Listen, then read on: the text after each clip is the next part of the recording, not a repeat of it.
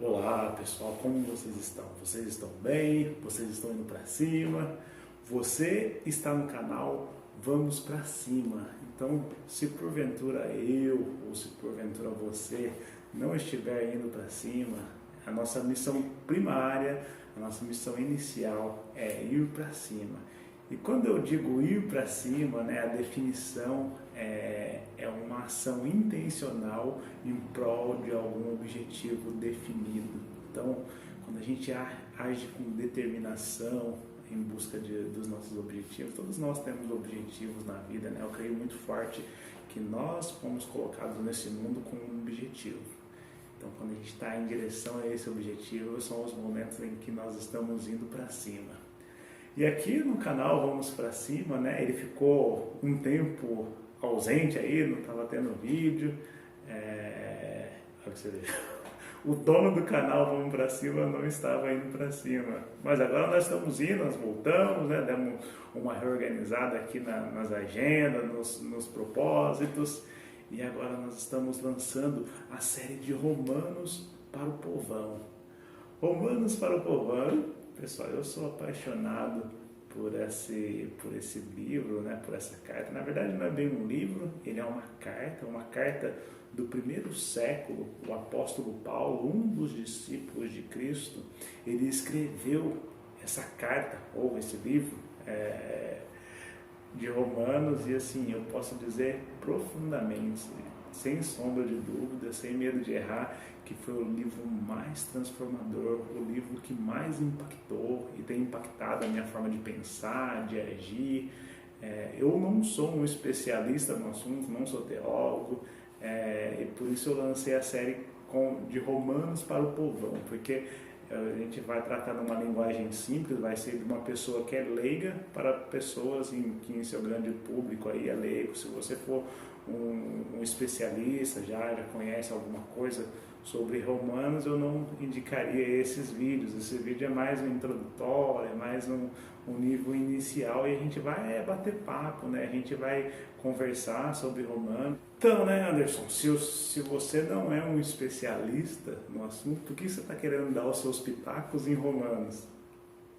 E eu tenho comigo, pessoal, fortemente que quanto mais você se desafia em explicar algum conceito, faz a experiência prática na sua vida e tenta explicar algum conceito para alguma outra pessoa, você vai ver que você é o mais privilegiado, porque é quando você mais aprende, é quando você tenta transmitir um conhecimento adiante. Então, essa transmissão de conhecimento, pelo menos para mim, como experiência própria, tem proporcionado um aprendizado, porque nesse momento você precisa dedicar, você precisa primeiro estudar o conteúdo, né? Você precisa colocar na sua vida, você tem que experimentar na prática, você precisa também ver qual que é a forma adequada de transmitir esse conhecimento, e esse processo ele é bacana. Então, um dos motivos é esse, outro também é que eu quero contribuir, né? Eu quero deixar os meus pitacos aqui de Romanos. Eu estou falando que ela é uma carta que tem me transformado, quem sabe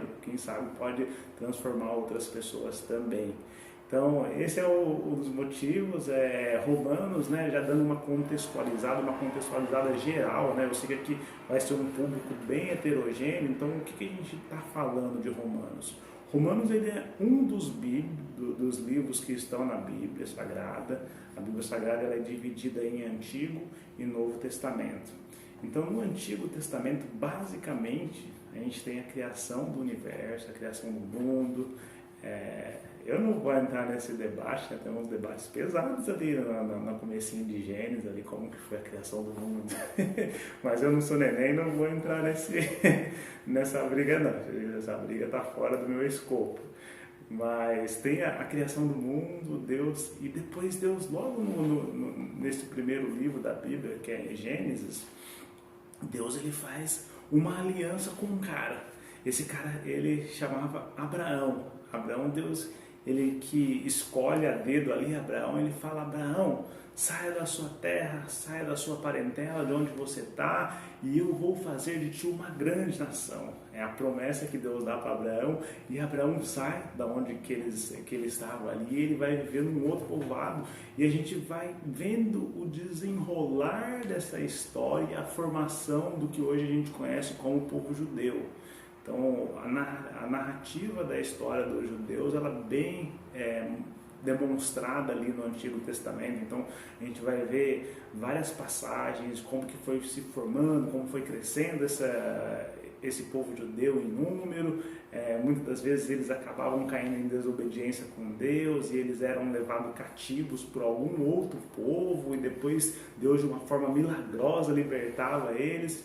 Então, a gente tem essa história.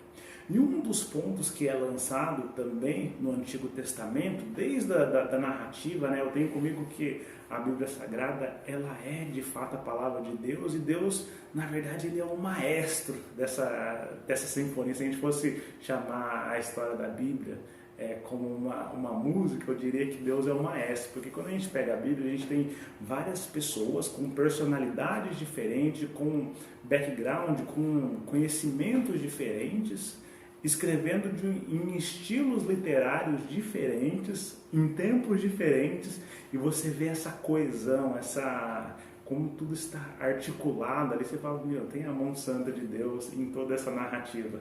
E nós conseguimos notar, durante todo esse trabalho de Deus orquestrando essa sinfonia, né, essa música, a gente consegue perceber que desde o começo tinha uma promessa, e a promessa era o seguinte, que um Messias, uma pessoa que viria, e ele ia resolver os problemas do povo judeu.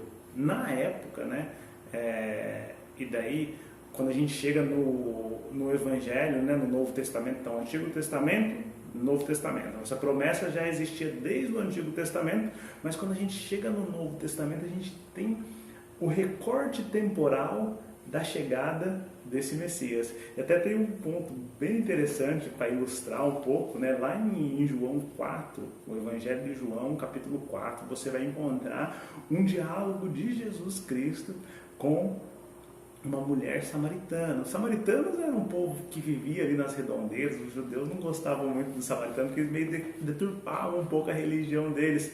Mas você vê ali que no arredondar, no entorno ali dos judeus, né, e os judeus, obviamente, tinha uma expectativa messiânica muito grande. Eles estavam esperando a chegada desse Messias, e nesse diálogo você vai encontrar essa mulher samaritana. Chega num nível do diálogo ali de Jesus com a mulher samaritana, que ela pega e fala, eu sei que o Messias, chamado Cristo, ele virá, e quando ele vier, ele vai explicar tudo isso para nós. Então percebe-se essa expectativa messiânica. Então a gente tem Antigo Testamento, Novo Testamento, que é a recorte temporal da chegada do Messias. Só que o que acontece? Para o judeu, essa chegada do Messias ia resultar em liberdade física, né? Uma liberdade terrena para eles. Ia ser o cara que ia chegar, ia colocar ordem, ia resolver todos os problemas terrenos ali dos judeus, principalmente no âmbito da escravidão.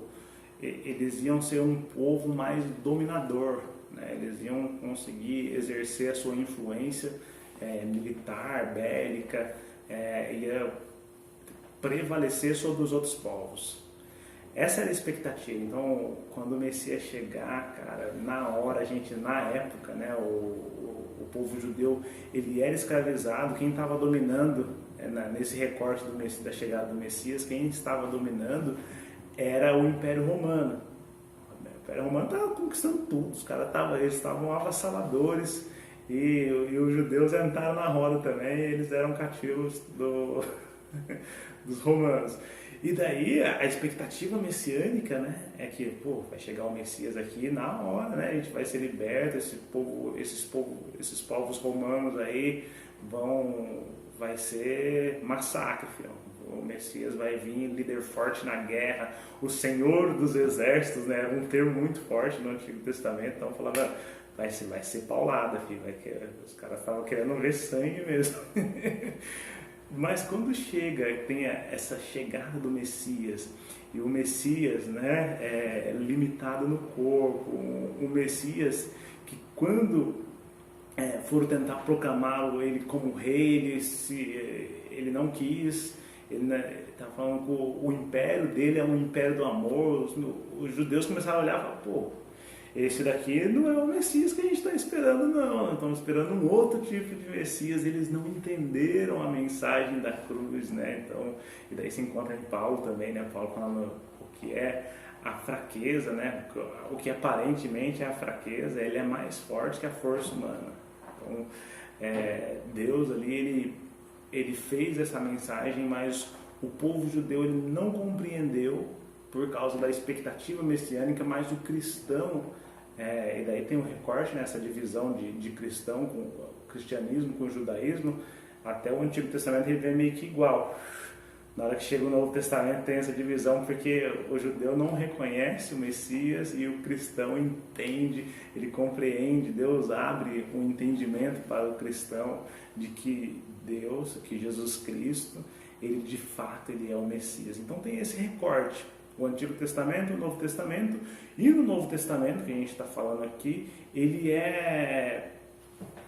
começa com 4 narrativas históricas. Então, se é novo na fé cristã, o que eu recomendaria, né? São as 4 narrativas. Ali você vai encontrar os feitos de Cristo, né? O que Jesus fez, quais foram as ações de Cristo, como que ele salvou, como que ele curou pessoas, como ele se relacionava com as pessoas. Você vai encontrar todas essas narrativas em 4 evangelhos. 3 deles são sinóticos, e quando eu quero dizer sinóticos, eles são muito parecidos, eles são as histórias que parecem que partem ali do mesmo ponto, uma narrativa bem... Você vê que as histórias elas se casam uma com a outra, tem aquela conexão. O evangelho, e tem um outro evangelho que ele é totalmente fora da curva, e eu assim, pessoal, o evangelho, esse é o evangelho de João, ele é um evangelho que, para mim, ele é o mais profundo dos 4, porque ali você vai encontrar uma narrativa também, mas uma narrativa muito focada na soberania de Deus e como Jesus Cristo, ele é de fato o Messias. Você vai encontrar passagens que você não costuma encontrar. E assim, não tem como você ler qualquer um dos evangelhos, né? Mas se você ler o de João, principalmente, não tem como você ler e chegar numa conclusão assim, opa, esse aqui, ele é de fato um grande líder que tem muitas coisas, muitas filosofias boas para ensinar. Você vai ver que Deus, ele não está falando disso no Evangelho. No Evangelho, ele está falando que ele tem filosofias de vida. Ele está falando que ele é a própria vida. Tem uma passagem que fala, eu sou a ressurreição e a vida. Aquele que crê em mim, ainda que esteja morto, viverá. Eu sou o caminho, a verdade e a vida. Eu sou a porta, eu sou a videira. Você vai encontrar isso no Evangelho de João de uma forma muito perene. Você vai ver, mano, Jesus Cristo, ele é o Deus encarnado que veio à Terra. Então nós temos esses 4 relatos aí dos evangelhos, e depois a gente tem a continuidade, né? Porque Cristo, ele veio ao mundo, fez todo o trabalho, ele ensinou, treinou discípulos, e depois ele é morto. Ele ressuscita no 3º dia, e quando ele ressuscita, ele entrega uma missão para os seus discípulos. E a missão é assim, ó, isso vale para todos os cristãos, tá? Se você é cristão, essa missão também é para ti. Se você não é, logo você vai ser também, você vai entrar nessa missão, que é de ir por todo mundo e anunciar o meu evangelho a toda criatura. Então, Deus, ele quer expandir esse evangelho, e ele lança isso, né? Logo no finalzinho ali das narrativas, você vai ver, e depois no livro seguinte, né, os 4 evangelhos, e depois o próximo é Atos dos Apóstolos, você tem o relato da formação das primeiras comunidades cristãs. Quem foram os primeiros líderes ali, como funcionava a dinâmica na igreja primitiva, você vai ver de uma forma muito clara ali no Ato dos Apóstolos. E depois de Atos dos Apóstolos, nós chegamos no Romanos, que é o ponto dessa carta aqui. Então, lá em Romanos, a gente tem uma explicação detalhada do que é o Evangelho. E eu sinto muito que ficou faltando, né? E Deus, na sabedoria, né? Como o maestro ali, o maestro ali da música, ele fez um esquema muito sequencial, né? Percebe? Ó, tem as 4 narrativas, para você conhecer o que Cristo fez. Beleza, entendi o que Cristo fez. Vai para Atos dos Apóstolos, conhece um pouco de como que foram os primeiros cristãos que pegaram a mensagem e fizeram esse trabalho de ir e anunciar o Evangelho. Quando você chega em Romanos, você tem uma explicação. Como que funciona esse Evangelho? Qual que é as características? Quais são as nuances? Então percebe esse poder explicativo você vai encontrar na carta de Romanos. Só que o que acontece? Romanos, ele é uma carta do primeiro século. E hoje nós estamos no século 21. Percebe essa diferença? Né? É claro que a gente tem essa diferença. Porque, por exemplo, você pega qual que era o pensamento filosófico, qual que era as experiências que uma pessoa no século I tinha. Era diferente das experiências, né, de todo o acúmulo de conhecimento que aconteceu até o século XXI, né? Poxa, se a gente pegar só esses 100 últimos anos, né, esse último século, aí, olha quanta coisa que teve, né? Olha a tecnologia. Hoje você manda uma mensagem, acontece um fato lá no Japão em questões de segundo, a gente já está sabendo o que aconteceu lá aqui, né? Então tem essa mudança, né? Essa mentalidade, ela é um pouco diferente, não tem como, né? Então, qual que é o desafio? Daí aqui o que eu entendo que é um dos maiores desafios dos cristãos do século XXI, é ir na fonte, e daí quando eu estou falando na fonte é ir nos evangelhos, ir nos ensinos bíblicos, ir nas cartas paulinas, e em tudo que a gente tem de arcabouço ali, de arsenal para a gente construir as argumentações, e contextualizar, trazer isso para o tempo presente e responder as nossas perguntas atuais. Ninguém quer saber das perguntas que eram feitas lá no primeiro século. A gente quer saber do nosso dia a dia, como a gente vai resolver os nossos problemas.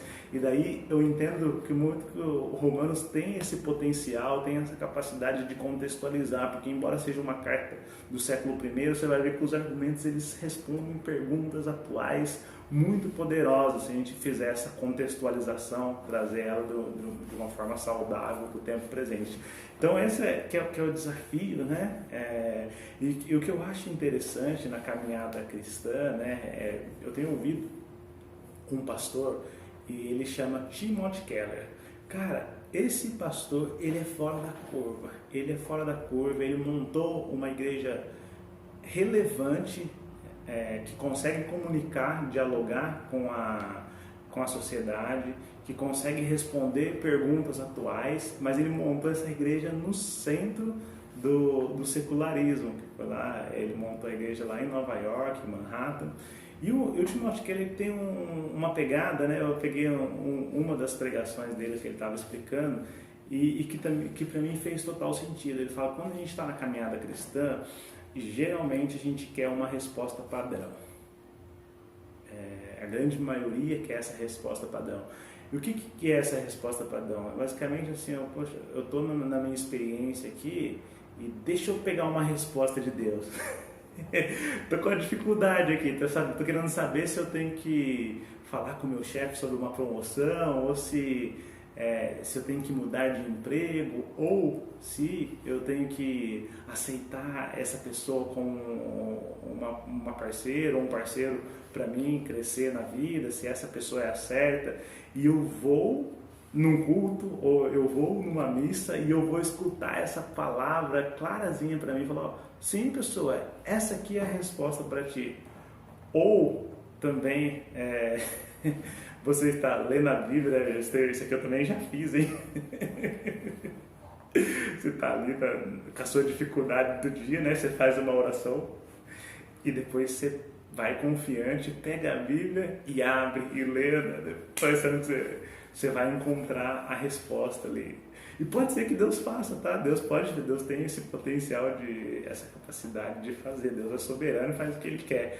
Mas o que o Timóteo Keller traz, ele fala que geralmente não é assim que acontece. Geralmente o que nós encontramos na Bíblia são hábitos do coração, são processos, né? São pessoas, o que aconteceu com pessoas, histórias, e isso vai formando uma forma de pensar, né? Ele vai amadurecendo nós em várias questões, e o que a gente está falando basicamente é de um processo, um processo que leva tempo e que vai consumindo, não tem nada a ver com resposta padrão. Nós estamos falando de um processo que vai levar tempo, mas nós, como um bom ser humano, né, nós somos imediatistas, nós estamos querendo as respostas para ontem. Falar, Deus, preciso disso. Falar, beleza, para quando? Para ontem. Para hoje, para agora. E eu estou querendo resolver isso agora. E Deus, Ele vai colocando nós num processo, né? Você vai tendo as suas autonomias nas suas decisões, mas é uma autonomia que está fundamentada num conhecimento de Deus, e quanto mais você conhece Deus, mais você tem essa capacidade de tomar as decisões, e mesmo que seja errado, também são decisões que vão servir para o seu crescimento. Você vê essa mão de Deus, não só na história da Bíblia, mas também orquestrando a sua vida também. Isso é bem interessante.